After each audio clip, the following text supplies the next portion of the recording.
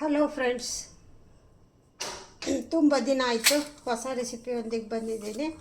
ಎಲ್ಲ ನನ್ನ ಪ್ರೀತಿಯ ವೀಕ್ಷಕರಿಗೆ ವಂದನೆ, ಅಭಿನಂದನೆ.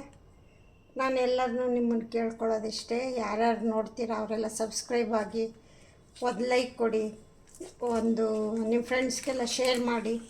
ಏನಾದ್ರು ಹೇಳಬೇಕಾಗಿದೆ ಕಮೆಂಟ್ಸ್ ಎಲ್ಲ ಹಾಕಿ, ನಮ್ದು ಹೇಗಿತ್ತು ಅಂತ ಹೇಳಿ, ಎಲ್ಲೆಲ್ಲಿಂದ ನೋಡ್ತಾ ಇದ್ದೀರಿ ಅನ್ನೋದನ್ನು ನಮ್ಮ ಜೊತೆ ಸ್ವಲ್ಪ ಹಂಚ್ಕೊಂಡ್ರೆ ನಮಗೂ ಖುಷಿ ಆಗುತ್ತೆ, ಅಷ್ಟೇ, ಇನ್ನೇನು ಇಲ್ಲ. ಈಗ ಹೊಸ ರೆಸಿಪಿ ಏನಪ್ಪ ಅಂತಂದರೆ ಗ್ರೀನ್ ಕಡಲೆಪುರಿ ಮಾಡ್ತಾಯಿದ್ದೀನಿ. ನಿಮಗೆ ನನಗೆ ಗೊತ್ತಿರೋಂಗೆ ನಮ್ಮ ಮೂಲತಃ ದಾವಣಗೆರೆಯವಳು. ನಮ್ಮ ದಾವಣಗೆರೆಯಲ್ಲಿ ಅಂದರೆ ತುಂಬ ವೆರೈಟಿ ಮಾಡ್ತೀವಿ ನಾವು. ಈಗಾಗಲೇ ಸುಮಾರು ತೋರಿಸಿದ್ದೀನಿ ನಾನು. ಈಗ ಇದು ಒಂದು ಬೇರೆ type, green colour, nothing but Nargis ಮಂಡಕ್ಕಿ ಥರನೇ ಇರುತ್ತೆ. ನಾನು ಇದು 2 ಪ್ಯಾಕೆಟ್ ಮಾಡ್ತಾಯಿದ್ದೀನಿ. ಇದು ಈ ಕಡೆ ಎಲ್ಲ ಬೆಂಗಳೂರು ಪೂರಿ ಅಂತ ಹೇಳ್ತಾರೆ, ಮೈಸೂರು ಪೂರಿ ಅಂತಂದರೆ ಅಲ್ಲ, ಸಾಲ್ಟ್ಲೆಸ್ ಕಡಲೆಪುರಿ ಇರ್ತಲ್ಲ, ತುಂಬ ಸ್ಮೂತಾಗಿರುತ್ತೆ. ಬೇರೆ ಇನ್ನೊಂದು ಹಾರ್ಡಾಗಿ ಬರುತ್ತೆ, ಅದು ಬೇಡ, ಇದನ್ನೇ ಮಾಡಬೇಕು. ಈ ಕಡಲೆಪುರಿ ಬೇಕು. ಮತ್ತು ಏನು ಬೇಕು ಅಂತ ಹೇಳಿದ್ರೆ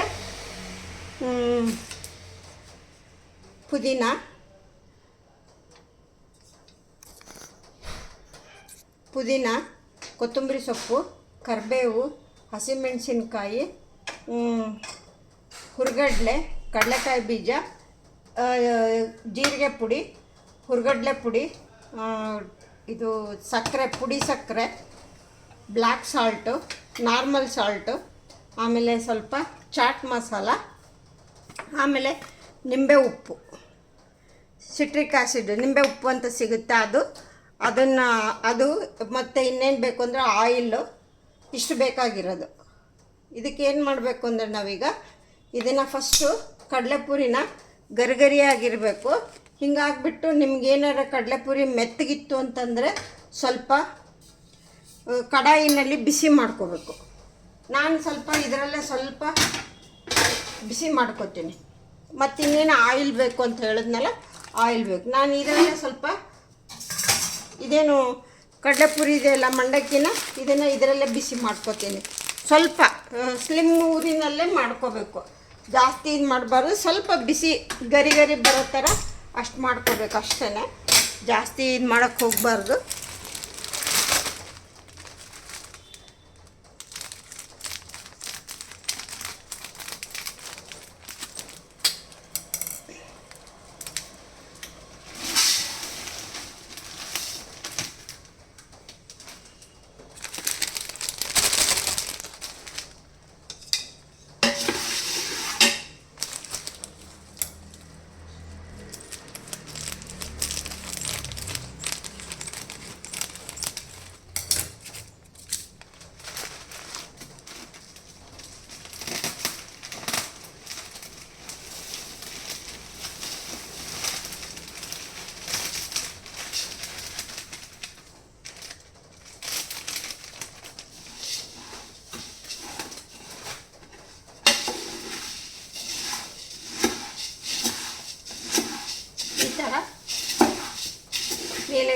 ಮೇಲೆ ಕೆಳಗೆ ಮಾಡ್ಕೊಳ್ತಾ ಇರಬೇಕು.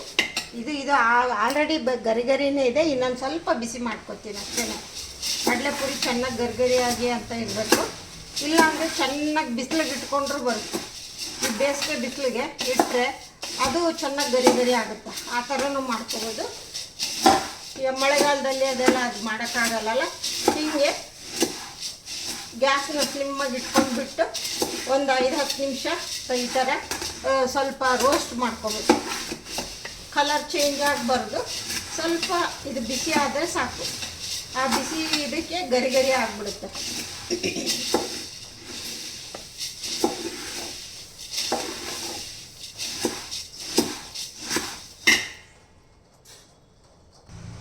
ನೋಡಿ, ಚೆನ್ನಾಗಿ ಆಯಿತು. ಈಗ ಒಂದು 5-10 ನಿಮಿಷ ಮಾಡಾಯಿತು ಚೆನ್ನಾಗಿ. ಈ ಥರ ಅಂದರೆ ಹಿಂಗೆ ಪುಡಿ ಆಗಿಬಿಡ್ಬೇಕು, ಇಷ್ಟು ಗರಿಯಾಗಿರಬೇಕು. ಇವಾಗ ಏನು ಮಾಡೋದು ಅಂತಂದರೆ ಕಡಾಯಿ ಇಟ್ಕೊಳ್ತೀವಿ. ಕಡಾಯಿ ಇಟ್ಕೊಂಡು ಎಣ್ಣೆ ಹಾಕ್ಕೊಂಡು ಇದೆಲ್ಲ ಫ್ರೈ ಮಾಡ್ಕೋಬೇಕು. ಇದು ಸೈಡಿಗೆ ಇಟ್ಬಿಡೋಣ.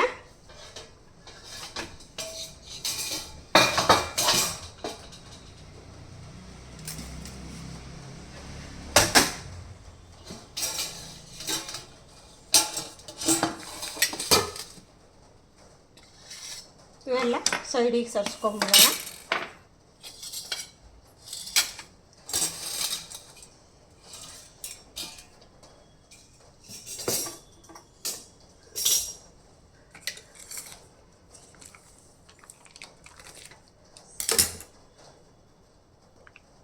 ಕಡಾಯಿನಲ್ಲಿ ಎಣ್ಣೆ ಹಾಕ್ಕೊಳ್ತೀನಿ. ಎಲ್ಲ ಚೆನ್ನಾಗಿ ಫ್ರೈ ಮಾಡ್ಕೋಬೇಕು.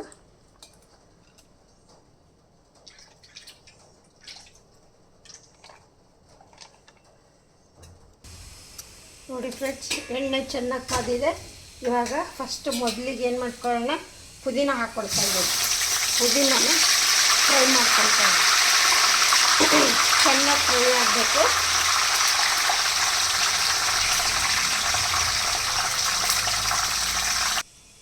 ಈಗ ನೆಕ್ಸ್ಟು ಕೊತ್ತಂಬರಿ ಸೊಪ್ಪು ಹಾಕ್ಕೊಳ್ತೀವಿ. ಪುದೀನ ಆಯಿತು, ಕೊತ್ತಂಬರಿ ಸೊಪ್ಪು ಫ್ರೈ ಹಾಕಿ ಚೆನ್ನಾಗಿ ಫ್ರೈ ಆಗಬೇಕು. ಗರಿ ಗರಿ ಅಂತ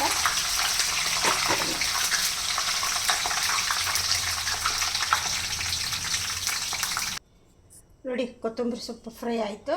ಎಲ್ಲ ಈ ಹೊಟ್ಟೆಗೆ ಇಲ್ಲಿ ಹಾಕ್ಕೊಂಬಿಡೋಣ. ಈಗ ನೆಕ್ಸ್ಟು ಕರಿಬೇವು ಹಾಕ್ಕೊಳ್ತಾ ಇದ್ದೀನಿ.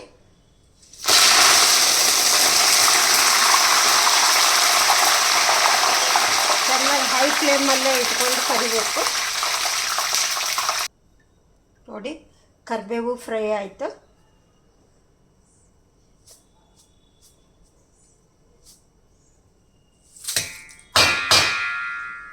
ಇದಾಯಿತು. ಈಗ ನೆಕ್ಸ್ಟು ಕಡಲೆಕಾಯಿ ಬೀಜ ಹಾಕ್ಕೊಳ್ತೀನಿ. ಆಮೇಲೆ ಹಸಿಮೆಣಸಿನ್ಕಾಯಿನ ಆಮೇಲೆ ಹಾಕ್ಕೊಳ್ತೀನಿ. ಫಸ್ಟು ಕಡಲೆಕಾಯಿ ಬೀಜ ಹಾಕ್ಕೊಳ್ಳೋಣ.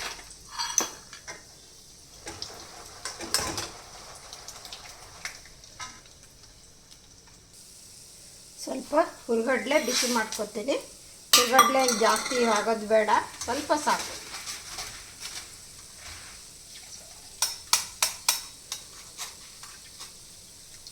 ಜಸ್ಟ್ ಹಿಂಗೆ ಹಾಕಿ ಎದ್ದು ತೆಗೆದ್ರೆ ಸಾಕು.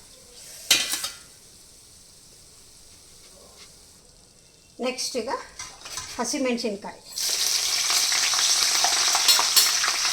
ಎಲ್ಲ ಚೆನ್ನಾಗಿ ರೋಸ್ಟ್ ಆಗಬೇಕು. ಯಾವುದೋ ಹಸಿ ಇರಬಾರ್ದು.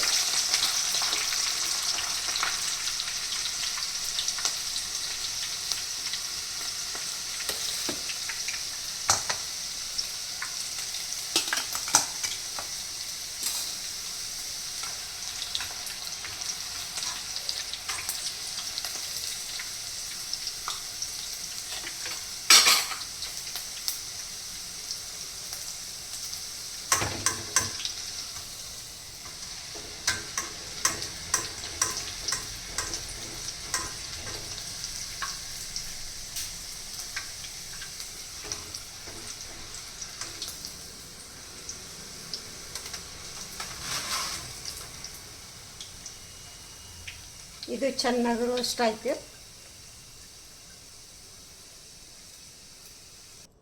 ಫ್ರೆಂಡ್ಸ್, ಇದೆಲ್ಲ ರೋಸ್ಟ್ ಮಾಡ್ಕೊಂಡಾಯಿತು. ಕರಿಬೇವು, ಪುದೀನ, ಕೊತ್ತಂಬರಿ ಸೊಪ್ಪು, ಹಸಿಮೆಣಸಿನ್ಕಾಯಿ, ಕಡಲೆಕಾಯಿ ಬೀಜ, ಹುರ್ಗಡ್ಲೆ ಇದೆಲ್ಲ ರೋಸ್ಟ್ ಮಾಡಾಯಿತು. ಈಗ ನೆಕ್ಸ್ಟ್ ಏನು ಮಾಡಬೇಕು ಅಂತಂದರೆ, ಈಗ ಇದಕ್ಕೊಂದು ಮಸಾಲ ಹಾಕ್ಕೋಬೇಕೆಲ್ಲ. ಏನೇನು ಹಾಕ್ಕೋಬೇಕು ಮಸಾಲ? ಬ್ಲ್ಯಾಕ್ ಸಾಲ್ಟ್ ಎಷ್ಟು ಹಾಕ್ಕೊಳ್ತಾ ಇದ್ದೀನಿ, ಒಂದು 3/4 ಟೀ ಸ್ಪೂನ್ ಬ್ಲ್ಯಾಕ್ ಸಾಲ್ಟ್ ಹಾಕ್ಕೊಳ್ತಾ ಇದ್ದೀನಿ. ಆಮೇಲೆ ನಾರ್ಮಲ್ ಸಾಲ್ಟು 1 ಸ್ಪೂನ್ ಹಾಕ್ಕೊಳ್ತಾ ಇದ್ದೀನಿ. ಆಮೇಲೆ ನೋಡ್ಕೊಂಡು ಹಾಕ್ಕೊಳ್ಳೋಣ, ಮತ್ತು ಎರಡೂ ಸೇರಿ ಉಪ್ಪಾಗಬಾರ್ದು.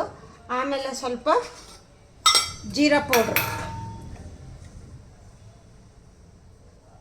ಒಂದು ಸ್ಪೂನ್ ಮೇಲೆ ಸ್ವಲ್ಪ ಹಾಕ್ಕೊಳ್ತಾ ಇದ್ದೀನಿ, ಸಾಕು, ಜಾಸ್ತಿ ಬೇಡ.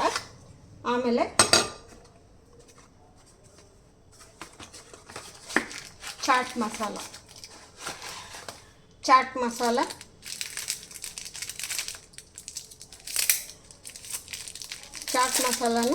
1 ಸ್ಪೂನ್ ಹಾಕ್ಕೊಳ್ತಾ ಇದ್ದೀನಿ.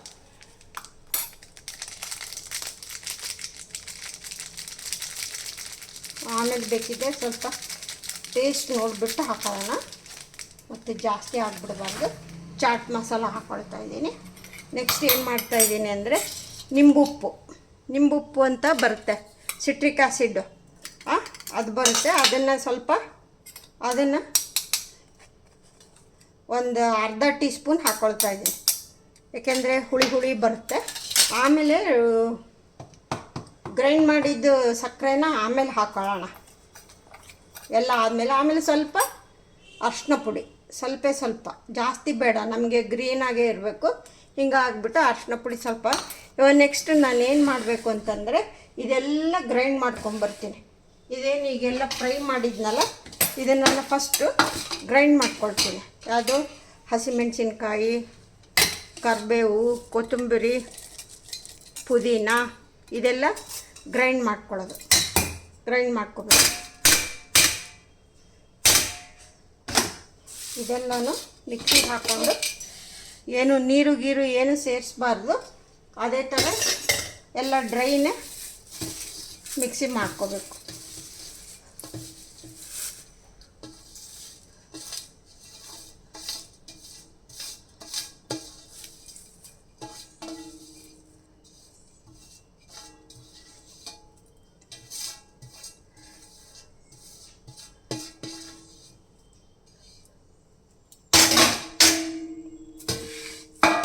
ಆಮೇಲೆ ಇದೆಲ್ಲ ಏನು ಮಸಾಲ ಎಲ್ಲ ಮಿಕ್ಸ್ ಮಾಡಿದ್ದೀವಲ್ಲ, ಇದು ಮಸಾಲಾನ ಈ ಮಸಾಲಾನ ಇದಕ್ಕೆ ಹಾಕೋದು.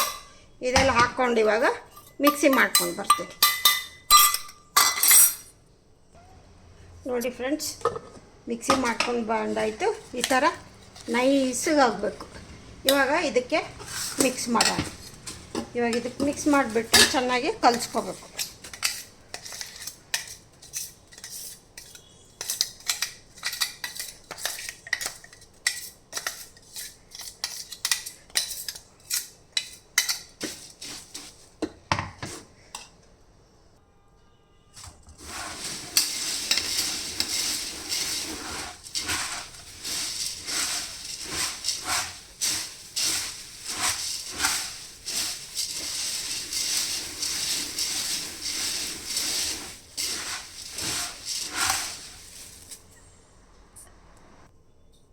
ನೋಡಿ ಫ್ರೆಂಡ್ಸ್, ಈ ಥರ ಗ್ರೀನಿಶಾಗಿ ಬರುತ್ತೆ. ಎಲ್ಲ ಚೆನ್ನಾಗಿ ಕಲಿಸ್ಕೋಬೇಕು. ಈ ಥರ ಎಲ್ಲ ಕಲಸಾದ್ಮೇಲೆ ಎಲ್ಲ ನೋಡಿ ಮಿಕ್ಸಿದು ಎಲ್ಲ ಚೆನ್ನಾಗೆಲ್ಲ ತೊಗೊಂಡ್ಬಿಟ್ಟಿದ್ದೀನಿ, ಎಲ್ಲ ಬಳ್ಕೊಂಡು ಹಾಕ್ಕೊಂಡಿದ್ದೀನಿ. ಈಗ ನೆಕ್ಸ್ಟ್ ಏನು ಮಾಡಬೇಕು ಅಂತಂದರೆ ಕಡಲೆಕಾಯಿ ಬೀಜ ನಿಮ್ಗೆ ಎಷ್ಟು ಬೇಕೋ ಅಷ್ಟು. ಮೇಲಿದಕ್ಕೆ ಯಾವುದು ಎಣ್ಣೆ ಏನು ಹಾಕೋದು ಬೇಕಾಗಿಲ್ಲ. ನಾವೇನು ಇದು ಮಾಡಿರ್ತೀವಲ್ಲ, ಎಲ್ಲ ಕರೆದಿರ್ತೀವಲ್ಲ, ಅದರಲ್ಲೇ ಸಾಕಷ್ಟೆಲ್ಲ ಇರುತ್ತೆ. ಎಲ್ಲ ಅಷ್ಟೇ ಸಾಕು, ಇನ್ನು ಜಾಸ್ತಿ ಇನ್ನೇನು ಹಾಕೋದು ಬೇಡ. ಕಡಲೆಕಾಯಿ ಬೀಜ ಹಾಕಿದ್ದಾಯಿತು. ಈಗ ಹುರ್ಗಡ್ಲೆ ಹಾಕಿದ್ದಾಯಿತು. ಎಲ್ಲ ಇದರಲ್ಲೇ ಆಯಿಲ್ ಇರುತ್ತಲ್ಲ, ಅದೇ ಸಾಕು.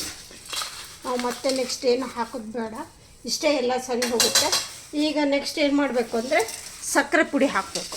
ಸಕ್ಕರೆ ಪುಡಿ, ಹುರ್ಗಡ್ಲೆ ಪುಡಿ ಇದೆರಡು ಹಾಕಿದರೆ ಗ್ರೀನ್ ಕಡಲೆ Puri ready. Nothing but Nargis ಮಂಡಕ್ಕಿ ಅಂತ. ಇದಕ್ಕೆ ಏನಂದರೆ ಒಂದು ಪ್ಲೇಟ್ಗೆ ಹಾಕ್ಕೊಂಡು ಇದಕ್ಕೆ ಸೌತೆಕಾಯಿ, ಈರುಳ್ಳಿ, ಟೊಮೆಟೊ, ಸ್ವಲ್ಪ ಕ್ಯಾರೆಟ್ ತುರಿದ್ಬಿಟ್ಟು ಹಾಕ್ಕೊಂಡು ಸ್ವಲ್ಪ ಲೆಮನ್ ಹಾಕ್ಕೊಂಡು ತಿಂದ್ರೂ ಒಂಥರ ಬೇಲ್ಪುರಿ ತಿನ್ನಂಗೆ ಆಗುತ್ತೆ. ಸ್ವಲ್ಪ ಚೌಚೌವು ಇದೆಲ್ಲ ಹಾಕ್ಕೊಂಡು ಇದು ಮಾಡಿದರೆ ಬೇಲ್ಪುರಿ ತಿನ್ನಂಗೆ ಆಗುತ್ತೆ. ಅಷ್ಟೇ, ಇನ್ನೇನಿಲ್ಲ. ಇದು ಎಲ್ಲ ಸ್ವಲ್ಪ ಎಲ್ಲ ರೆಡಿ ಮಾಡಿಟ್ಕೊಂಡು ಎಲ್ಲ ಫ್ರೈ ಮಾಡಿ ಹಾಕ್ಕೋಬೇಕು ಅಷ್ಟೇ. ಅಷ್ಟು ಬಿಟ್ಟರೆ ಬೇರೆ ಇನ್ನೇನು ಇದ್ರ ಕೆಲಸ ಇಲ್ಲ. ನಾನೀಗಾಗಲೇ 2-3 ಟೈಪ್ ತೋರಿಸ್ಕೊಟ್ಟಿದ್ದೀನಿ. ಫೈರ್ಲೆಸ್ ಒಂದು ತೋರಿಸಿದ್ದೀನಿ, ಆಮೇಲೆ ಇನ್ನು ಇದೇ ಥರದ್ದು ಬೇರೆ ಟೈಪ್ ತೋರಿಸಿದ್ದೀನಿ. ಇದೊಂದು ಟೈಪು, ಇನ್ನೂ ಬೇಕಾದಷ್ಟು ಇದೆ ತೋರಿಸ್ತೀನಿ. ಆಮೇಲೆ ಇದು ಸಕ್ಕರೆ ಪುಡಿನ ನೋಡಿ ನಿಮ್ಮ ಇಷ್ಟ, ಬೇಕಿದ್ದರೆ ಹಾಕ್ಕೊಳ್ಳಿ, ಬೇಡ ಅಂದರೆ ಬಿಡಿ. ಒಬ್ಬೊಬ್ರಿಗೆ ಸ್ವೀಟ್ ಇಷ್ಟ ಆಗಲ್ಲಲ್ಲ, ಅವರು ಬೇಡ ಅಂದರೆ ನಡೆಯುತ್ತಷ್ಟೆ. ಇದಾದಮೇಲೆ ನೆಕ್ಸ್ಟು ಇದಕ್ಕೆ ಮೇನ್ ಇಂಪಾರ್ಟೆಂಟ್ ಅಂತಂದರೆ ಹುರ್ಗಡ್ಲೆ ಪುಡಿ ಹಾಕಬೇಕು. ಇದೇನಿದು ಹುರ್ಗಡ್ಲೆ ಪುಡಿ ಇದೆಯಲ್ಲ, ಇದನ್ನು ಹಾಕಿ ಚೆನ್ನಾಗಿ ಕೈ ಆಡಿಸ್ಕೊಬೇಕು. ನೀವು 1 ತಿಂಗಳು ಇಟ್ಟರೂ ಏನಾಗಲ್ಲ, ಹಾಗೆ ಸೂಪರಾಗಿರುತ್ತೆ. ಒಂದು ಏರ್ಟೈಟ್ ಕಂಟೈನರಲ್ಲಿ ಹಾಕ್ಕೊಂಡು ಇಟ್ಕೊಂಡು ಬಿಟ್ಟರೆ ಸಾಯಂಕಾಲ ಈವ್ನಿಂಗ್ ಸ್ನ್ಯಾಕ್ಸ್ಗೆ ಸೂಪರಾಗಿರುತ್ತೆ. ಟೀ ಟೈಮಿಗೆ ಚೆನ್ನಾಗಿರುತ್ತೆ. ಇಷ್ಟು ಮಾಡಿದ್ರೆ ಆಯಿತು ನೋಡಿ ಫ್ರೆಂಡ್ಸ್. ನಾನು ಇದಕ್ಕೇನು ಹೇಳ್ತೀನಿ, ಪುದೀನ ಮಂಡಕ್ಕಿ ಅಂತಲೇ ನಾನು ಹೆಸರು ಕೊಡ್ತೀನಿ. ಏಕೆಂದರೆ ಇದಕ್ಕೆ ಮೇನ್ ಇಂಗ್ರೀಡಿಯೆಂಟ್ಸು ಪುದೀನ, ಕರಿಬೇವು, ಕೊತ್ತಂಬರಿ ಸೊಪ್ಪು ಅದೇ ಅಲ್ವಾ. ಪುದೀನ ಕಡಲೆಪುರಿ ನೋಡಿ, ಸ್ವಲ್ಪ ಹಾಗೆ ನಾನು ಇದನ್ನು ಇದು ಮಾಡಿ ತೋರಿಸ್ತೀನಿ. ಓಕೆ ಫ್ರೆಂಡ್ಸ್, ನೋಡಿ ಫ್ರೆಂಡ್ಸ್, ಈವ್ನಿಂಗ್ ಸ್ನ್ಯಾಕ್ಸ್ ರೆಡಿ ಆಯಿತು. ಪುದೀನ ಕಡಲೆಪುರಿ ನೀವು ಬೇಲ್ಪುರಿ ಥರನಾರು ಯೂಸ್ ಮಾಡ್ಬೋದು, ಹಾಗೇನಾರು ಯೂಸ್ ಮಾಡೋದು. ಈ ಥರದ್ದೊಂದು ಸ್ವೀಟು ಇದು ಕೊಟ್ಬಿಟ್ರೆ ಖುಷಿಯಾಗಿ ಟೀ ಟೈಮ್ಗೆ ಎಲ್ಲರೂ ತಿಂತಾರೆ. ಎಲ್ಲ ಹೇಳಿದ್ದೀನಲ್ವ, 2 ಪ್ಯಾಕೆಟ್ ಕಡಲೆಪುರಿ ತೊಗೊಂಡಿದ್ದೀನಿ, ಅದು ಹಾಫ್ kg. ಆಮೇಲೆ ಪುದೀನ, ಕರ್ಬೇವಿನ ಸೊಪ್ಪು, ಪುದೀನ, ಇನ್ನೊಂದೇನಪ್ಪ, ಕೊತ್ತಂಬರಿ ಸೊಪ್ಪು, ಇದೆಲ್ಲನೂ ಆಯಿಲಲ್ಲಿ ಫ್ರೈ ಮಾಡಿಟ್ಕೊಂಡು ನೆಕ್ಸ್ಟು ಕಡಲೆಕಾಯಿ ಬೀಜ, ಹುರ್ಗಡ್ಲೆ ಅದನ್ನು ಫ್ರೈ ಮಾಡಿಕೊಂಡು chaat masala, black salt, normal ಉಪ್ಪು, ಆಮೇಲೆ ಸ್ವಲ್ಪ ನಿಂಬೆ ಉಪ್ಪು, ಸ್ವಲ್ಪ ಎಂಥದ್ದು ಜೀರಿಗೆ ಪೌಡ್ರು, ಶುಗರು ಎಲ್ಲ ಮೊದಲಿಂದ ಕೊನೆವರೆಗೂ ಎಲ್ಲ ನೋಡಿ ಏನು ಮಾಡಿದ್ದೀನಿ ಅಂತ ಪ್ರೊಸೀಜರು ಅದೇ ಥರ ಮಾಡ್ಕೊಳ್ಳಿ. ಎಲ್ಲ ಚೆನ್ನಾಗಿ ನೋಡಿ ಮಾಡ್ಕೊಂಡು ತಿಂದ್ಬಿಟ್ಟು ಹೇಳಿ ಎಲ್ಲೆಲ್ಲಿಂದ ನೋಡ್ತಾ ಇದ್ದೀರಾ, ಹೇಗೆ ಅನ್ನಿಸ್ತು ಏನು ಅಂತ ಎಲ್ಲ ನನಗೆ ಹೇಳಿ ಕಮೆಂಟ್ಸ್ ಬಾಕ್ಸಲ್ಲಿ ಹಾಕಿ. ನನಗೂ ಖುಷಿ ಆಗುತ್ತೆ. ಮತ್ತೆ ಹೊಸ ರೆಸಿಪಿ ಒಂದಿಗೆ ಸಿಗ್ತೀನಿ. ಓಕೆ, ಸಿ ಯು, ಬಾಯ್. ಶೈಲಜಾ ಕಡೆಯಿಂದ ಗುಡ್ ನೈಟ್.